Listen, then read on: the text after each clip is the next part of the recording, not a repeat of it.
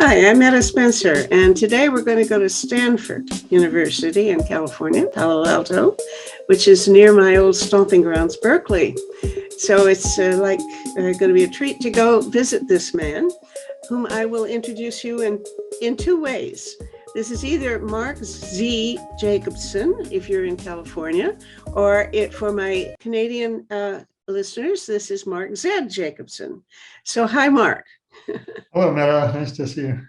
It's going to be fun talking to you because yesterday I had a conversation with another guy whose name similar to yours. His name is Zachary Jacobson, and he lives in Ottawa, and we had a conversation about other matters. But when I told him I was going to be talking to you today, he basically, he's a guy who's in favor of nuclear power.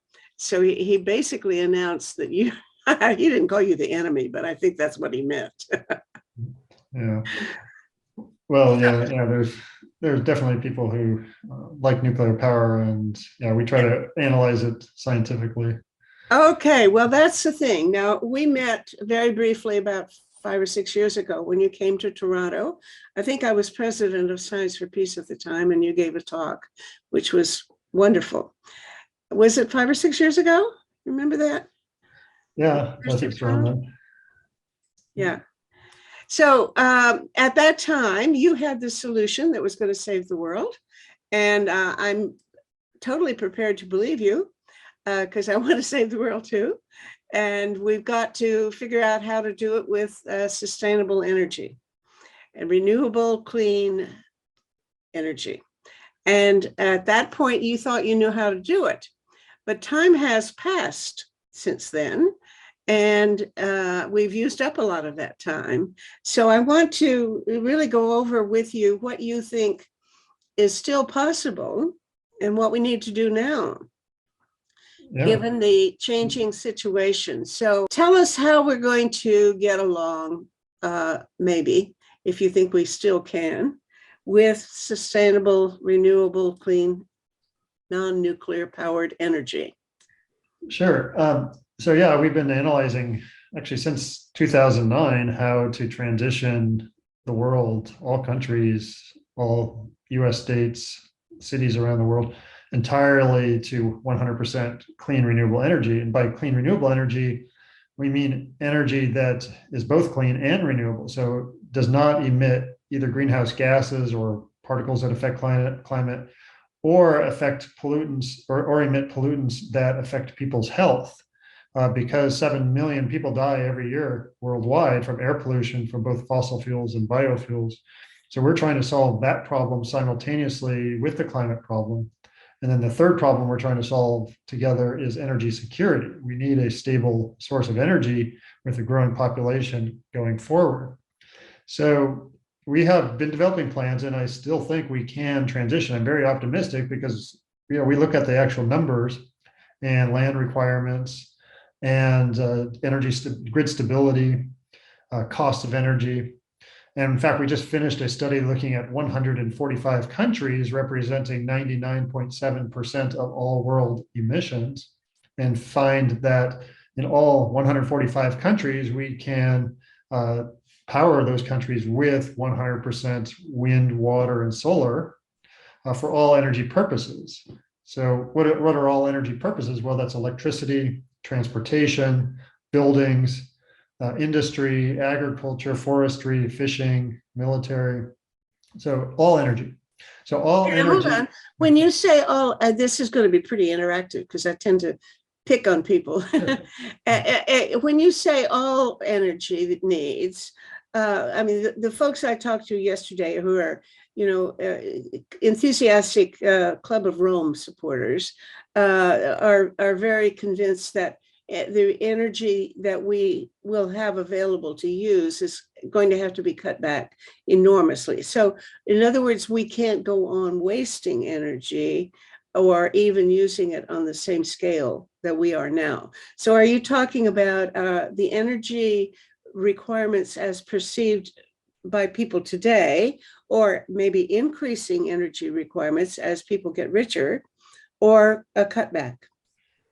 Well, what happens, the good news is as you transition, as you electrify all energy, so going from, for example, gasoline cars or diesel cars to battery electric or even hydrogen fuel cell in some cases, you reduce your energy requirement substantially. I mean, a battery electric vehicle uses like 1/4 the energy as a gasoline vehicle. Mm. And same thing with heating, building heating. If you use a heat pump instead of a natural gas heater for heating air or even water in your home, you use 1/4 the energy. So, and also about 12 to 13% of all energy worldwide is used just to mine, transport, refine fossil fuels and uranium. And by going to electrifying everything and eliminating all those energy forms, we save 12 to 13% of all energy worldwide right there. Oh. And then if we electrify industry, there's another 3 to 4% reduction of energy demand. And then we can also, there's going to be a natural there are going to be energy efficiency improvements along the way. And in fact, in a business as usual case, there's expected to be energy efficiency improvements. But we can squeeze out another 6 to 7%, we think, energy efficiency beyond business as usual. So when you add all this up, it turns out that just by electrifying everything and going to wind, water, and solar for all energy worldwide, for all purposes, we reduce power demand by around 56 to 57% just by doing that without changing our habits. Wow. And so, yeah, we're going to have less energy needs because it's a much more efficient system. And yeah, the good news is you don't have to sacrifice much. I mean, people should sacrifice, and I'm not trying to say we shouldn't, but you know how people are there. Most people are not going to change their habits that much. And the good news is we can make things even more efficient just by electrifying and going to wind, water, and solar. So that's the good news. And then, but we will have a population increase going forward, and there are some populations will actually be using more energy per person as they become more wealthy, and that's accounted for in our analyses. So because we're using 56 to 57% less energy, you can imagine right there, even if the cost per unit energy were the same between business as usual and what we call wind, water, solar, or WWS, that your annual energy costs should be 56 to 57% lower with wind, water, solar. But on top of that, the cost per unit energy is actually cheaper now for wind and solar compared with fossil fuels. It's like half the cost of natural gas for onshore wind and utility scale solar PV. Maybe not in Canada for solar PV, but definitely wind is half the cost of gas. And in the US, it's definitely for both. And that means, but you do need some more storage with wind, water, solar. But when you account for all the additional things you need, there's still maybe a 10 to 15% drop in energy cost per unit energy. So we project 60% lower annual costs for consumers with going to clean renewable energy. But on top of that, we eliminate all the health costs associated with air pollution from energy. And that's 90% of the 7 million air pollution deaths per year worldwide. And we eliminate climate costs due to energy. And energy is responsible for about 70 to 75% of greenhouse gas emissions and about 90 to 95% of air pollution emissions. So when you account for the health cost savings and the climate cost savings and the energy cost savings, it's like a 90% reduction of what's called the social cost of energy. That's energy plus health plus climate cost. So it's a no-lose situation. On top of that, we create a lot more jobs. These are permanent jobs, long-term full-time jobs, about 28 million more long-term full-time jobs worldwide. And we use less land.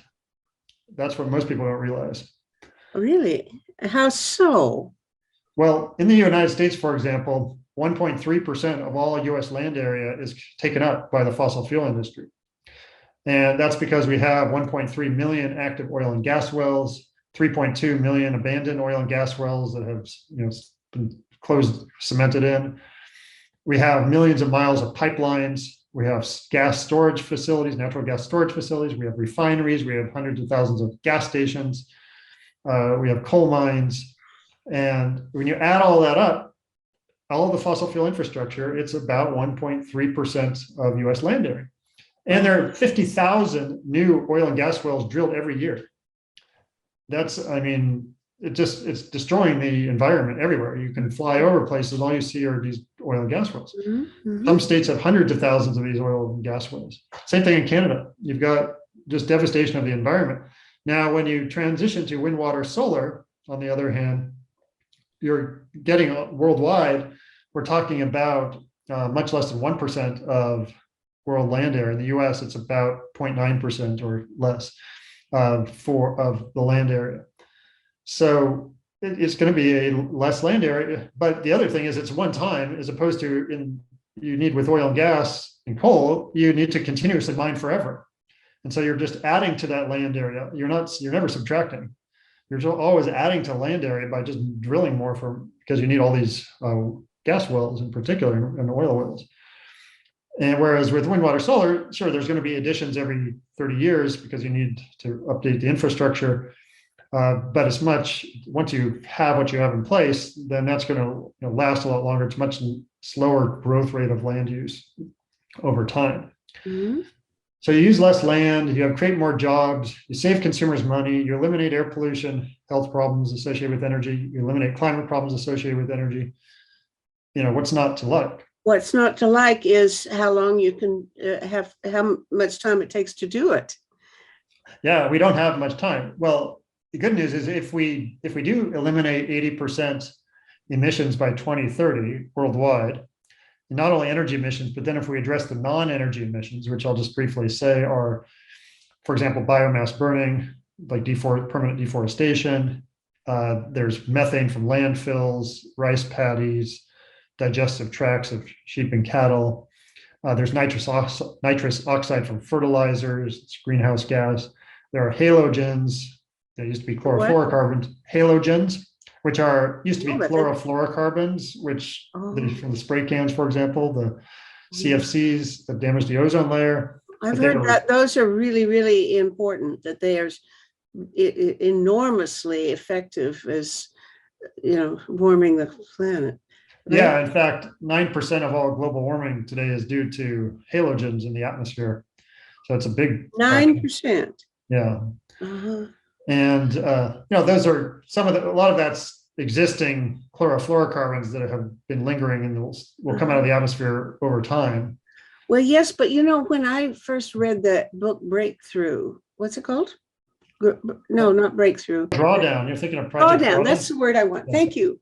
And it was and they put, at least initially, they put these chlorofluorocarbon things as number one, the most important thing that you could do, because the power of that gas is so strong. Would you still say, and I was worried because nobody else thought it was important at all, and if we could collect all of the fridges and air conditioners and stuff and make sure they're disposed of correctly, would that really make a big difference? Yeah, well, keep in mind, okay, yeah, so there are certain gases that are replacements for chlorofluorocarbons, because chlorofluorocarbons were banned under the Montreal Protocol and subsequent amendments.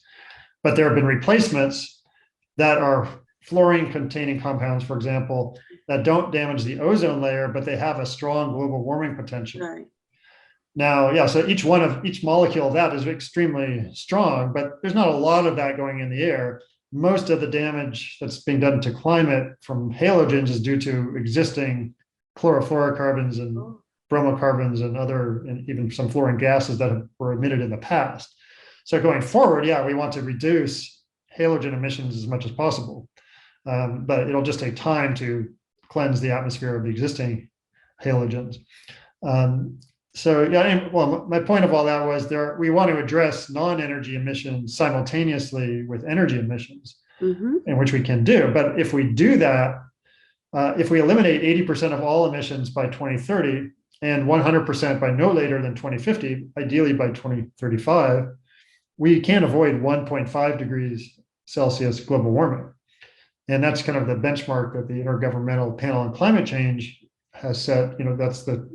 We were trying to avoid, international community is trying to avoid 1.5 degrees warming and definitely 2 degrees warming. Right now we're at about 1.1 to 1.2 degrees warming. So we need to the good news is if we can eliminate all emissions, we can solve the problem. But the problem is that it's hard politically to get everybody to agree on a solution.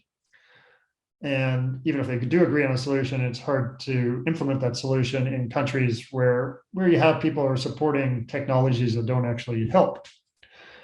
And I would put new nuclear power as one of those technologies that doesn't actually help, because it takes so long in liberalized markets. It takes on the order of 15 to 20 years now between planning and operation of a new nuclear power plant, that it's right now almost 2022. So it's 15 years from now, it's 2037. So that's way further than we have. We want to get rid of 80% of emissions by 2030.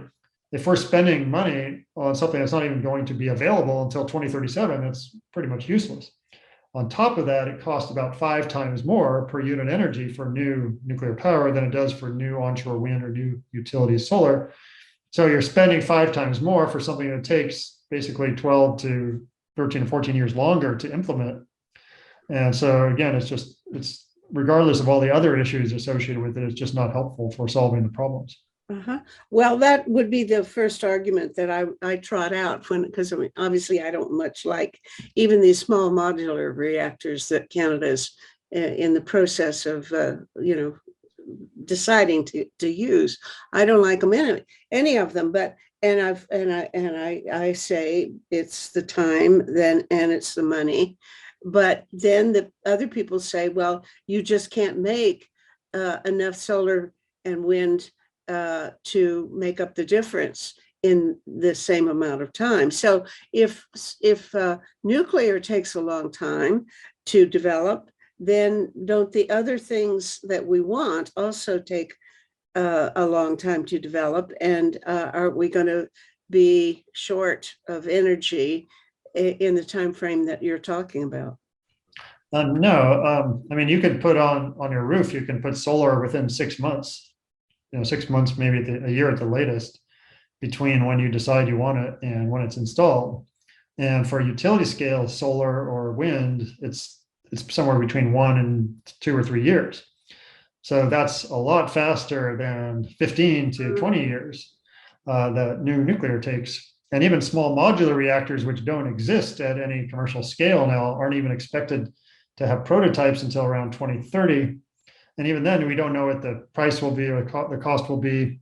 It may take longer. It'll probably take longer because everything with nuclear is underestimated. You still have issues with most reactors with either waste, or if the ones that don't have so much waste, they're breeder reactors, and so they just create weapons proliferation issues. So they're transportable, so they create more weapons proliferation problems because of the ability to transport these reactors anywhere in the world, allowing countries to harvest plutonium or refined uranium more to produce nuclear weapons.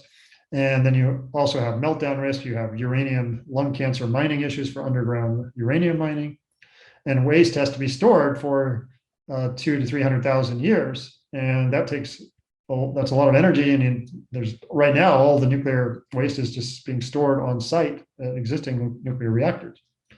So, it's just a pretty much of a band-aid solution. It's not, I mean, right now worldwide, there's less nuclear energy was produced worldwide in 2020 than in 2006. So all new nuclear reactors are doing right now is just replacing, on the worldwide scale, replacing some retiring reactors.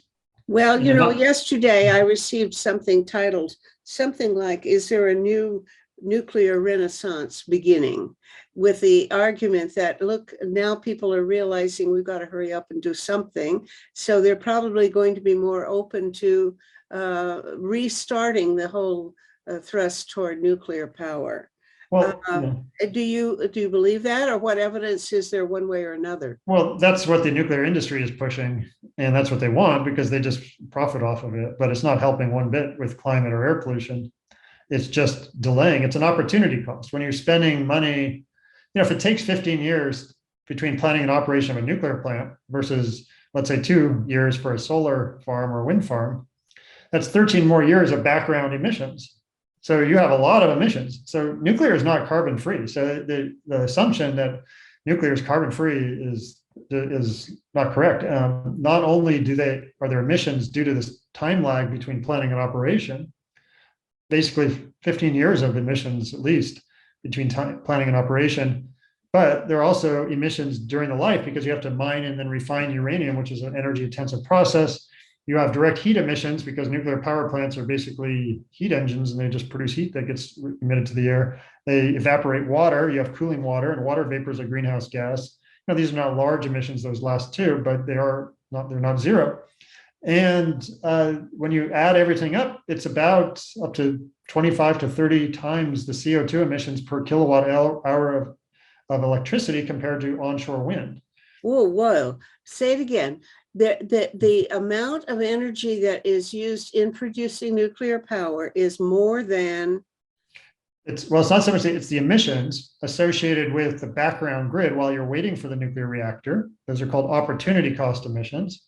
And when you account for those plus the life cycle emissions, which are from building and operating and decommissioning the plant at the end of its life, and you account for the heat emissions and water vapor emissions, when you add all those up, it's actually the overall range is between like 9 and 37 times this carbon dioxide emissions per unit energy generated by a nuclear plant versus a new onshore wind turbine.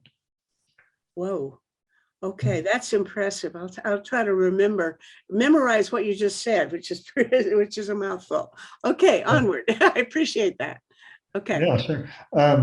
So it's just we need to solve this problem fast. We need 80% solution within 9 years, and we can't waste our time on technologies that can't be implemented right away.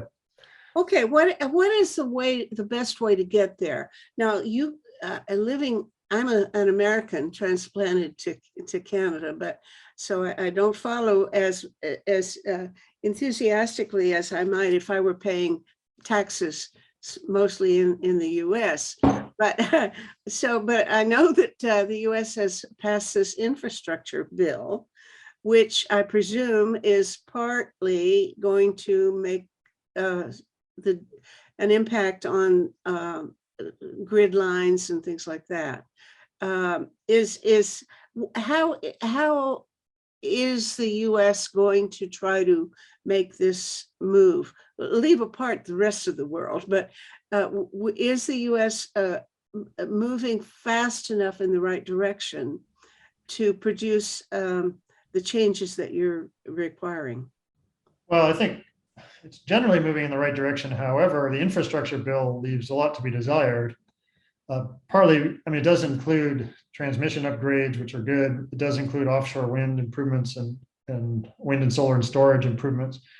But it also includes funding for things that just aren't helpful, which not only nuclear, small modular nuclear reactors, and I think it was keeping existing nuclear reactors open to some degree, or subsidies to do that, but also for fossil fuels with carbon capture, direct air capture, blue hydrogen, bioenergy. These are all things that are just not helpful. They all contribute to air pollution. I'm sorry, blue hydrogen, even blue hydrogen, you would, it's green hydrogen we like and blue hydrogen we don't like, right?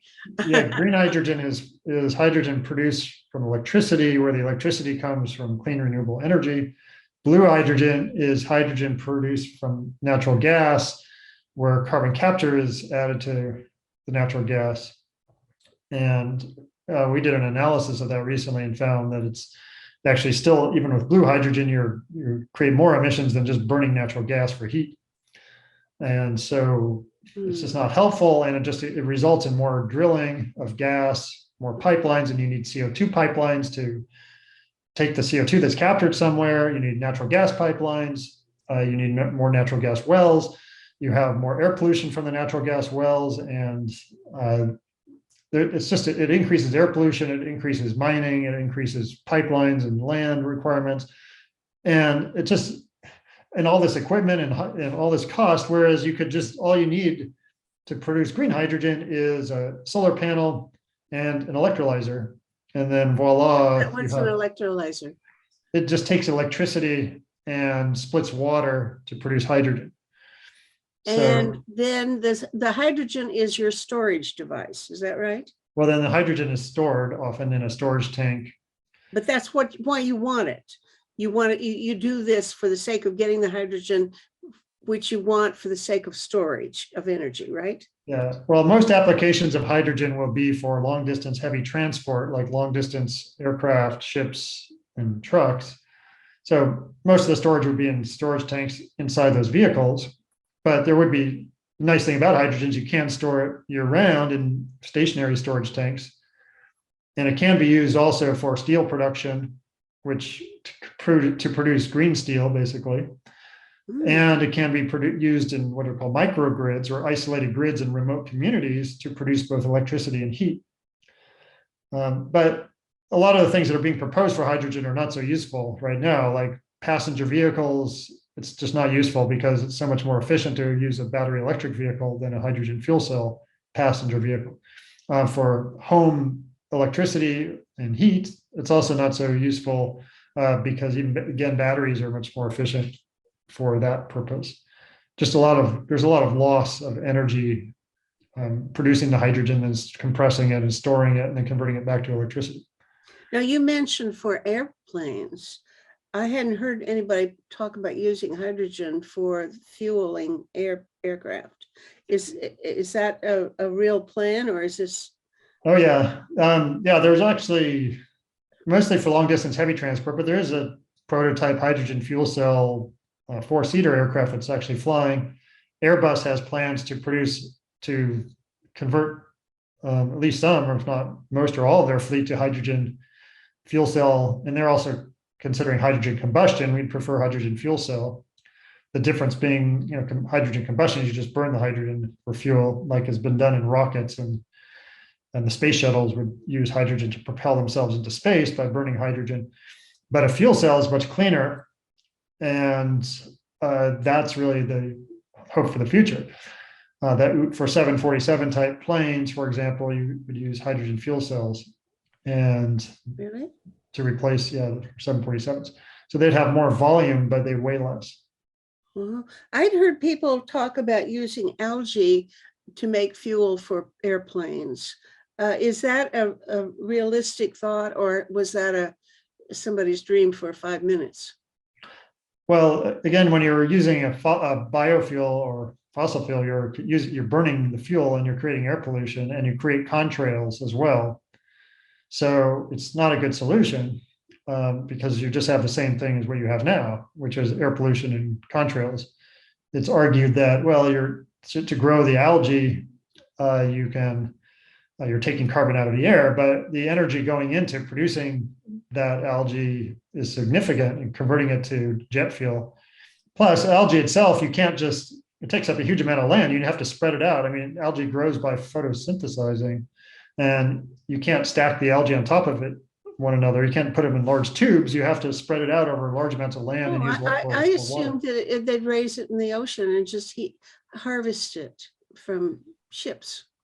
Well, if you can, you'd have to build something that makes the water calm. But it's going to take huge amounts of land. I mean, just to put in perspective, photosynthesis is only 1% efficient, but a solar panel is 20% efficient. So you can put solar panels over that exact same area and you'll get 20 times more energy. So using any biofuel is just completely a waste of land or water and time and money. So that's not necessary. It's much better to if you want, instead of a biofuel for transportation, it's much better to use to put solar photovoltaics or wind. And so you'll get 20 times more energy. But plus, like if you take a biofuel like ethanol for transportation, like a combustion engine vehicle, only 20%, let's say, of the energy in the fuel goes to move the car. With a battery vehicle, about 75% to 80% of the energy in the battery goes to move the car.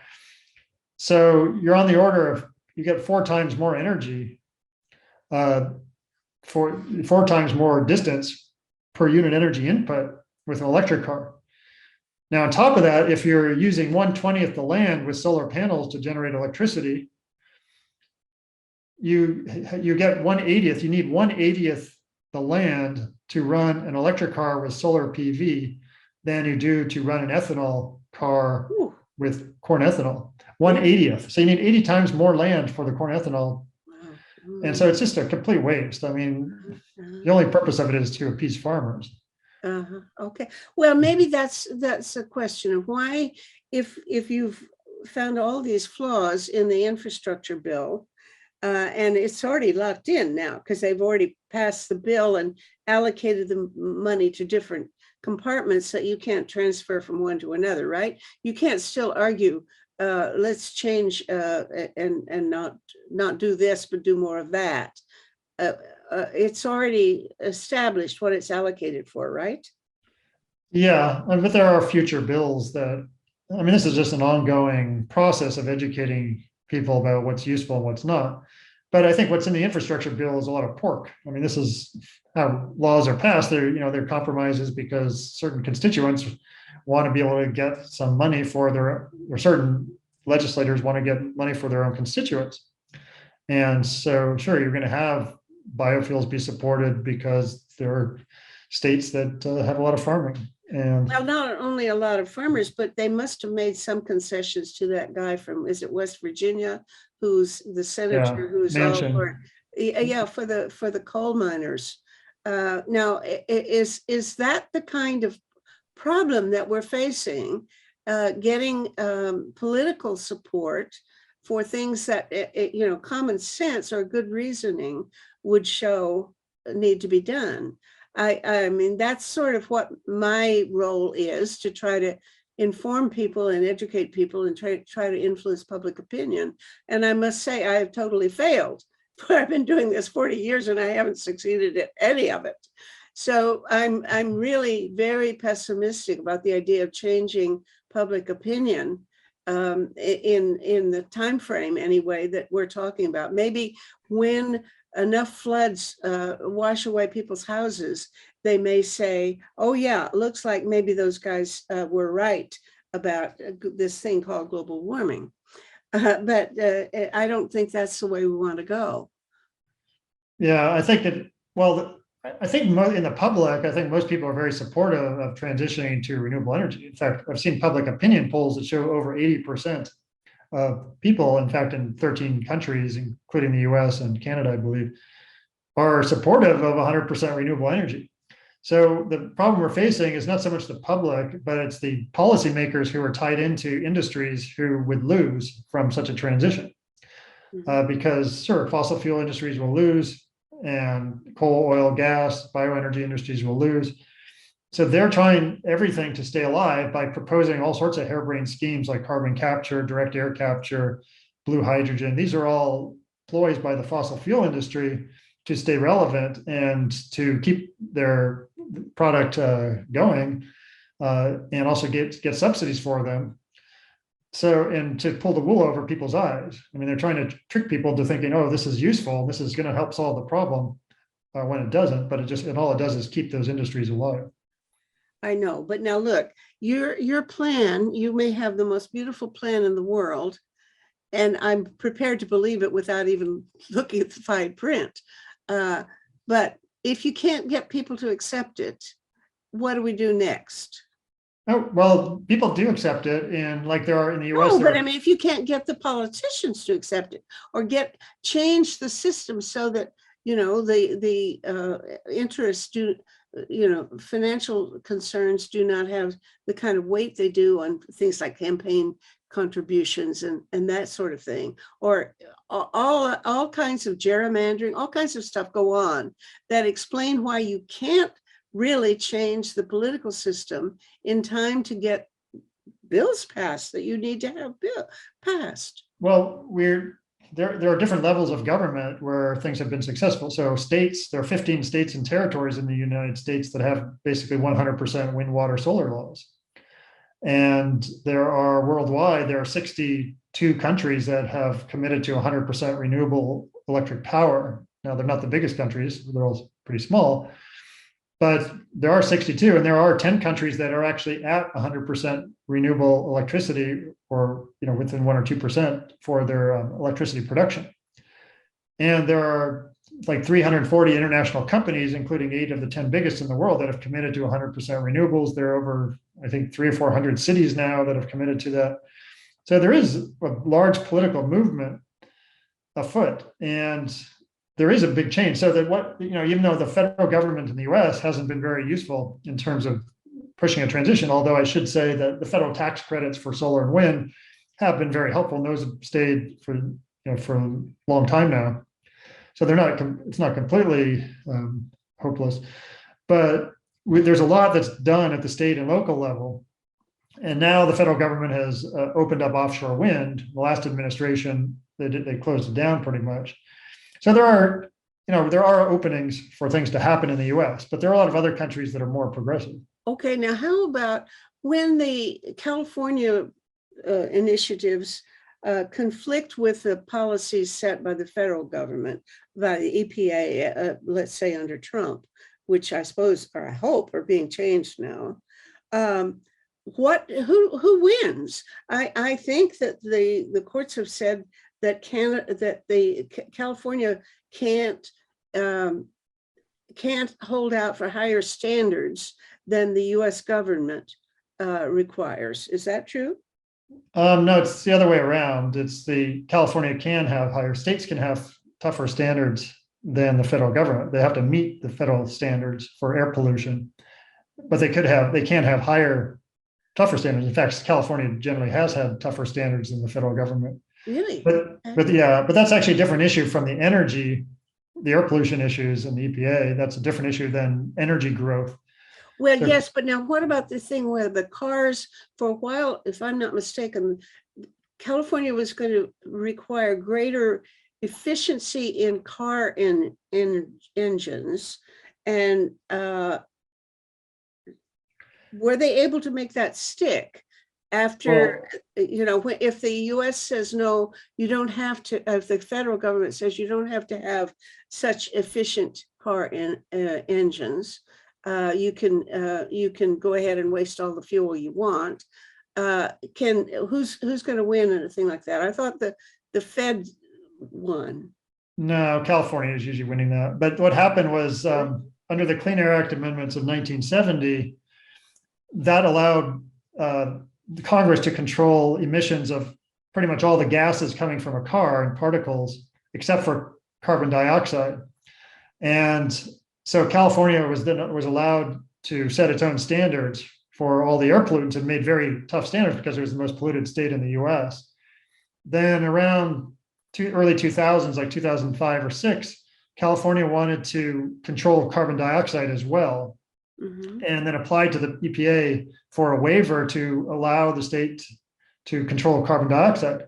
Now, at that time, President George W. Bush was the president, and he denied through the EPA California's request for a waiver to control its own CO2. That's the first time the federal government had ever denied anything from California.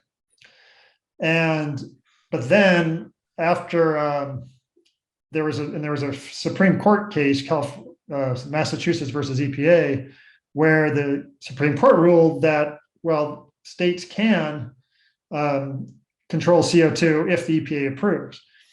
And so then when Obama came into power, as soon as he came into power, California applied again for this waiver to allow CO2 emissions. And that the EPA actually approved it. In fact, I testified at that hearing on behalf of California. And I showed, because I had actually just done a paper showing how CO2 emissions can actually affect air pollution locally. And so if you can show CO2 affects air pollution, then that's a basis for allowing a state to control its CO2.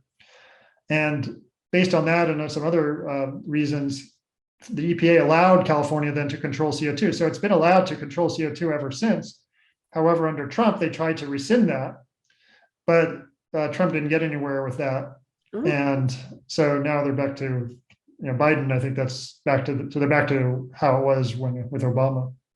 How much influence do you have on California policy making with respect to energy use? It's really when we have a new study, people become interested.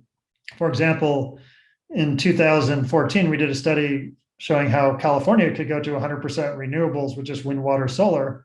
And soon after that study came out, I was asked to have a meeting with, actually David Hochschild was there at the meeting, but Governor Brown's staff on energy, because they're interested in this result. Can California go to 100% renewables? And I explained our science results, and sure enough, a few months later, Governor Brown proposed a 50% renewable standard by 2030. And that eventually turned into SB 100, which was 100% renewables by 2045 for electricity. And so I like to think that we did form the scientific basis for California's SB 100.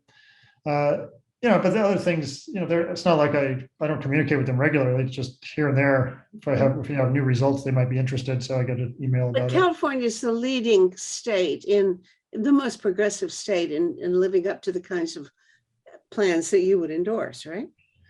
Yeah, although California across the board is really good on efficiency, leading with transportation vehicles, leading with renewable electricity. However, there are states such as Iowa that actually have now 60% wind without any regulations.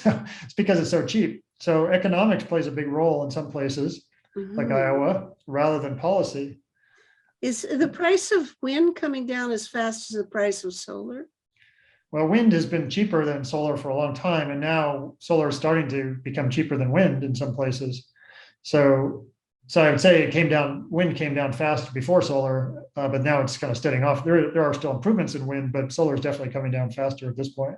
Well, as I understand it, there are certain areas that where there's a lot of potential for wind, like the center of the country has a lot more wind than the coastal areas. Is that right? So you could, if you're going to convert to, say, Texas, the Permian Basin to something sustainable, you'd switch to wind, right? Yeah, well, the whole Great Plains of the U.S. and Canada have a huge amount of wind.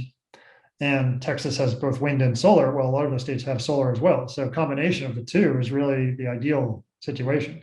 So how are you going to finance it? I mean, obviously the infrastructure bill isn't going to pay for the whole shot, if any part of it. How would you make this happen? Well, a lot of it's private investment because there's a payback. So if there's an investor who wants to build a wind farm, then they can pay for it, and then they get paid back over time by electricity sales, and so then they'll have a profit margin. So it's really privately financed for the most part. Now, incentives are useful because there are also there are other competing energy sources that are not useful, like fossil fuels, and that you can get fossil fuels that, like natural gas, the price can't come down, and so they could compete with wind. So how do you prevent natural gas from competing with wind while you subsidize the wind more than the natural gas? That's the value of subsidies, is really to prevent new fossil fuels from coming into play. Okay, but all right, now we're talking about California, we're talking about the U.S., but globally, that's a huge stretch, isn't it? Why are you hopeful at all? And nobody else that I know who ever had anything to do with the Glasgow COP meeting has come out sounding very optimistic. And I don't know how optimistic you are, but why should we be happy if there's any reason to be? Well, we can't, because we can solve the problem if we put our minds to it. And but around the world, that's the problem. I don't believe we will put our minds to it. So then what do we do? Well, there are a lot of countries are doing a lot. And I mean, Vietnam, for example, they put up 10 gigawatts of solar in 1 month last December, not this December, last December, in 1 month, 10 gigawatts. That's like 10 nuclear reactors in 1 month on rooftops. So, you can find South Australia is been over 100% renewable electricity for several days recently. And there are places around the world. I mean, Scotland's virtually 100% renewable wind electricity. Well, it's mostly wind, but also hydro and some other things, but renewables. There are in Kenya, even in Africa, there are several countries that are 100% renewables. Kenya is mostly geothermal, but a combination of geothermal, hydro, and wind. And they said 62 countries that have policies to go to 100% renewables. So this is, and if you look at what's actually being installed worldwide, around 80% of all new installations are wind, water, solar. Mm.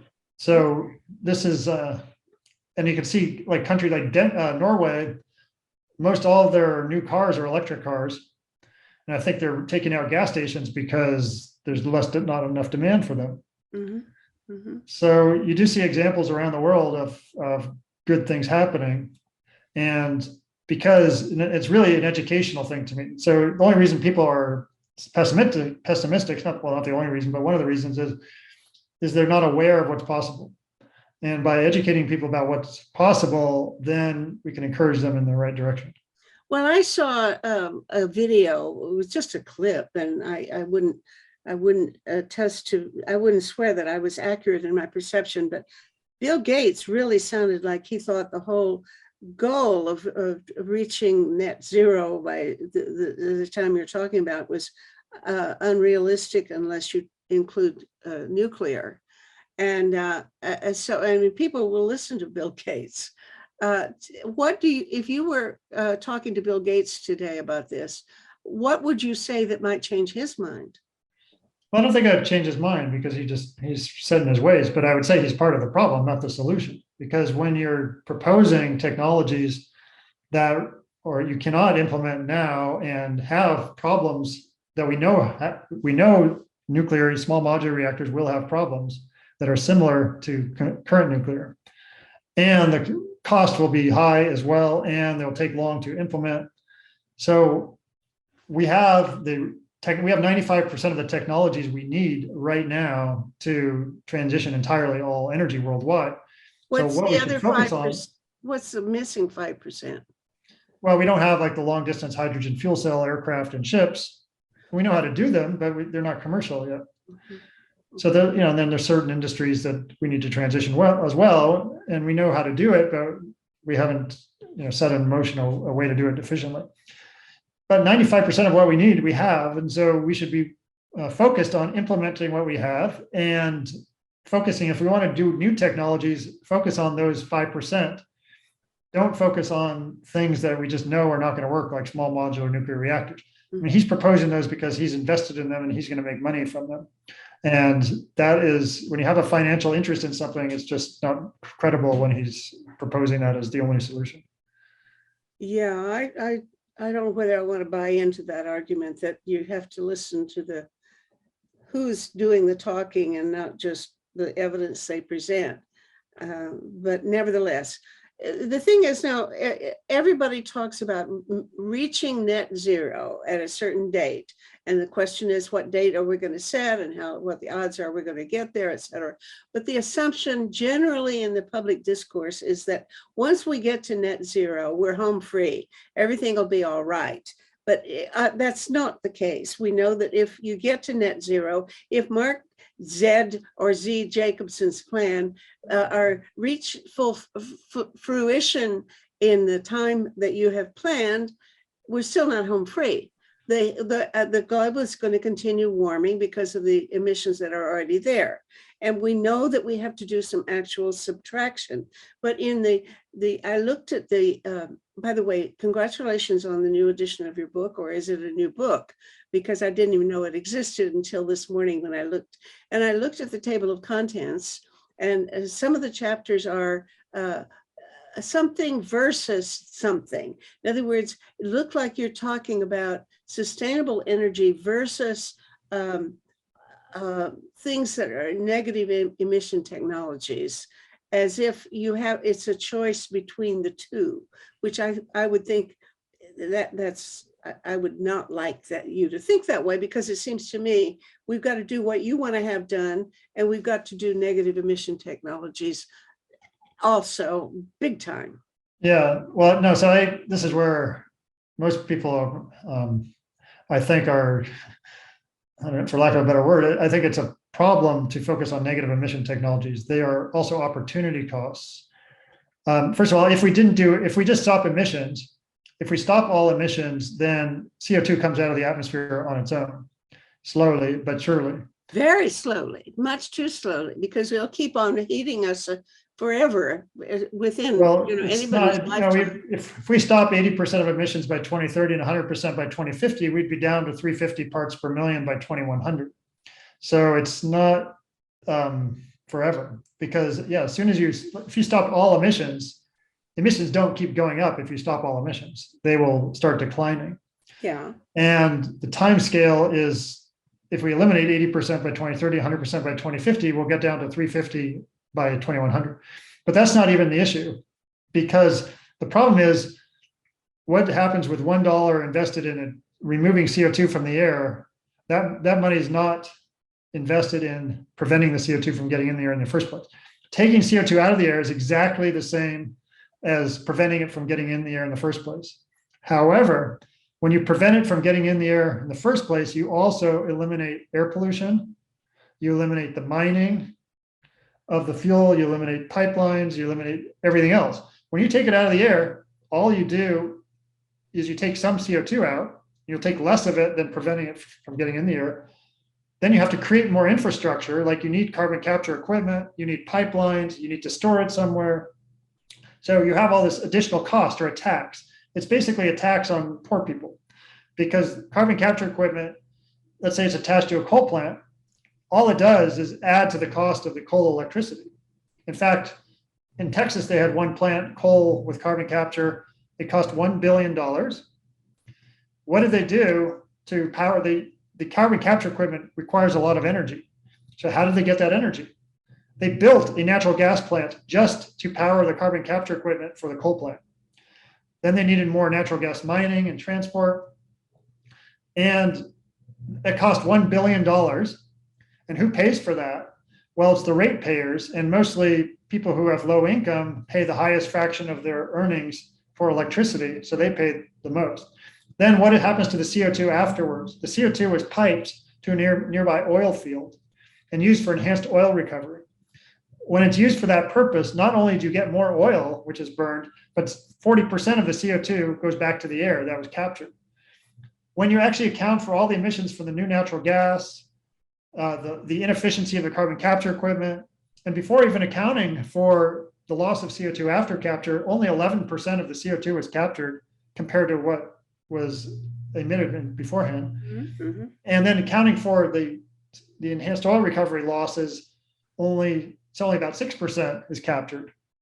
So it's at a cost of $1 billion. It was so uneconomical that they shut the plant down in 2019. It was built in 2017 or started in 2017. This is a boondoggle whose entire purpose is to keep fossil fuels alive.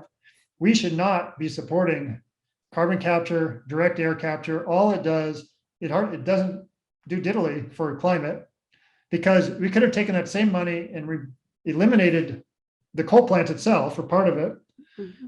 and eliminated the air pollution, the mining of the coal, and the CO2 from the coal without having to build additional CO2 equipment. Much more efficient, faster to solve the problem. Okay, I'm not going to argue with you about that particular instance, because I think you can't just say you're for or against negative emission technologies, because there are a whole bunch of them, and they're not all the same price, cost, or have the same effectiveness. But there are some that I think that we should really be interested in.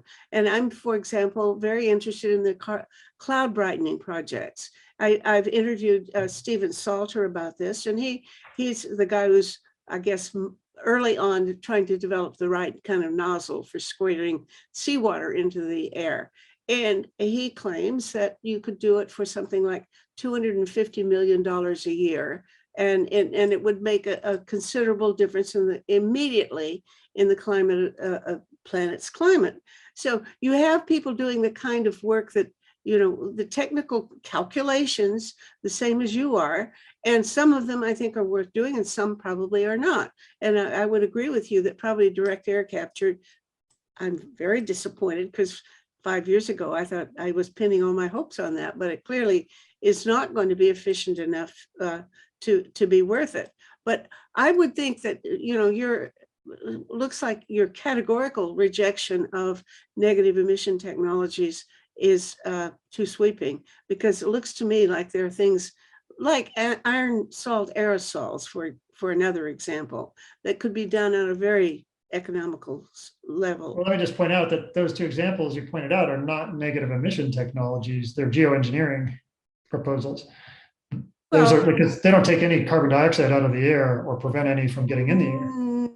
They just, You're right. You're right in the way that they don't belong as negative emissions. That's true. But they are direct ways of cooling the planet. Maybe you didn't include those in your rejection. Maybe you did, in fact, favor them. Tell me that you do. No, I haven't. I did analyze them as well. And actually, I work because I'm an atmospheric scientist and I've worked on some of these topics. Now, my issue with the geoengineering, which is like cloud brightening or adding aerosols to the stratosphere, is first of all, it doesn't reduce any CO2 emissions from fossil fuels. All it does is mask warming temporarily. And that just gives people incentive just to keep emitting CO2 and other pollutants. So it doesn't reduce air pollution. It doesn't reduce mining of pollution of fossil fuels. It doesn't reduce CO2 emissions. It doesn't reduce energy insecurity. Yeah, but you're doing that with all of, look, on the one hand, you're doing this by all the things that you're doing is reducing those things. And it takes a while to do it. It's taking probably, despite everything hopeful that you've been saying, I still believe it probably takes too long. So we've got to do something to give us more time. And doing something like the cloud brightening would simply give us enough time to make the kind of changes that you want to have done. And you're the guy who's a big winner because you will make the real difference. That's really what we really need to do, is reduce the greenhouse gases. And you're doing that. These guys won't do that, but if they give us time to help you, they ought to be your friend and not your enemy. Well, they're not enemies. I mean, there's just a lot of unknowns about that, and also unintended consequences in the scale. I mean, you can't just do it out, offshore over a few miles or kilometers squared. You need to do it over a huge portion of the earth. And when you add particles to the air, those particles blow inland, people breathe them. So you have to look at the health effects of the particles. I'm not going to dismiss it. I think there's a lot of theoretical calculations on geoengineering.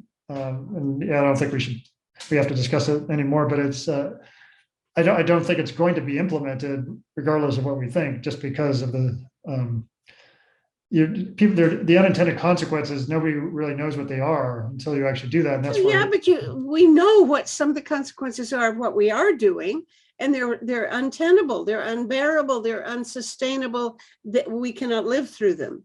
So we have to I'm afraid that we have to take some risks. And I would hope that we would make some calculations in advance so that we have a pretty good idea of what the risks are. But yes, there could be, there can be unintended consequences. And the beauty of something like either the aerosol or the cloud brightening system is that when you discover there's some consequence you don't like, you just stop it. And within 3 weeks, you're back to normal. You've wasted your money on the effort, but nevertheless, you're back to the ordinary conditions that existed beforehand, which is worth doing. And that's really all that I'm saying, is that there's value in investing. And the other beauty of it is that it's something that you do not need to change public opinion globally in order to accomplish. And with a system that I'm afraid is required now in order to change the political structures enough to effect real changes, I think that you've got to change public opinion and political institutions like the Constitution of the United States in order to accomplish it, which you're not going to be able to do. So all of those reasons make me very, very pessimistic about changing the political realities in order to accomplish everything that you want to do. But some of these technologies could be done by somebody with a few $1 billion to spare, and we just go do it. And you don't have to get a huge political change in public opinion around the world. That's why I think those are more feasible than some of the things that you're doing. And believe me, I am not dumping on you for what you're doing. I'm totally 1,000% enthusiastic about it. So there you go. Well, no, that's good to have your voice on that, because yeah, it's an interesting debate. Okay. Just leave it at that. Okay, this has been fun, and I really appreciate it, and I hope a whole bunch of people watch it. So appreciate it very, very much. Keep going. Thank 'Cause you. Thanks it's for having me really on. the best, the most important thing anybody in the world could be doing today is what you're doing. Well, So thank bless you. your heart. I'm hopeful, and hopefully we'll solve this problem together. So.